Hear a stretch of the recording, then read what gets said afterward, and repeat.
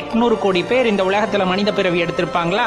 அந்த மனித பிறவி எடுத்த 800 கோடி பேத்துல எத்தனை பேத்துக்கு இறைவனின் மீது நாட்டம் இருந்தது? அப்படியே இறைவனின் மீது நாட்டம் இருந்தால் எத்தனை பேருக்கு சிவத்தின் மீது நாட்டம் இருந்தது? அந்த சிவத்தின் மீது நாட்டம் வருவது என்பது அவ்வளவு சாதாரண விஷயம் அல்ல. நீங்கள் உங்களை உணர்ந்து கொள்ள வேண்டும் என்று முற்பிறவிகளில் செய்த முயற்சியின் காரணமாகவே இந்த ஜென்மத்தில் நீங்கள் சிவத்தை பற்றி கொண்டிருக்கிறீர்கள். அப்ப சிவத்தை உணர வேண்டும் என்ற எண்ணம் உங்களை எப்படி மாற்றுகிறது என்ற உலகத்தில் இருப்பவை யாவும் நிலையற்றவை என்பதை உங்களுக்கு உணர வைக்கிறது. அதன் மூலமாக உண்மை பொருளை தேட வைக்கின்றது.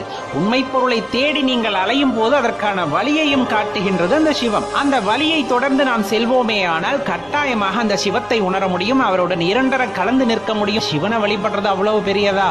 ஆம், சிவத்தை வழிபடுவது மிகவும் உயர்ந்தது. அவருடன் இரண்டர கலந்திருக்க வேண்டும் என்ற நினைவு யாருக்கு இருக்கிறதோ அவர்களால் மட்டும்தான் சிவத்தை வழிபட முடிகிறது. மாறி மாறி வருகின்ற பிறப்பு இறப்பை பற்றி தெரியாமல் அதனுடைய உழன்று கொண்டு இருப்பவர்களுக்கு எக்காலத்திலும் உண்மை தெரியாமல் தான் போகும். அப்ப இந்த பிறப்பு இறப்பிலிருந்து விடுபட வேண்டும் என்ற எண்ணம் நமக்குள் வருகிறது என்றால் அதுவும் அவராலே ஏற்படுத்தப்பட்டது. கிட்டத்தட்ட நம்மெல்லாம் ஒரு விறகு கிட்ட எரிஞ்சுக்கிட்டு இருக்கு அப்படிங்கும் போது அந்த விறகு கிட்ட படார்னு வெடிக்கும் போது சின்ன சின்ன நெருப்பு துகள் எல்லாம் பறந்து வரும், பார்த்திருக்கீங்களா? அந்த மாதிரிதான் நம்முள்ளே இருக்கின்ற இறை சக்தியை உணர்ந்து அவருடன் இரண்டர கலந்து நிற்க வேண்டும் என்பது நமது குறிக்கோளாக இருக்கும் பட்சத்தில் கண்டிப்பாக அது நிறைவேறும்.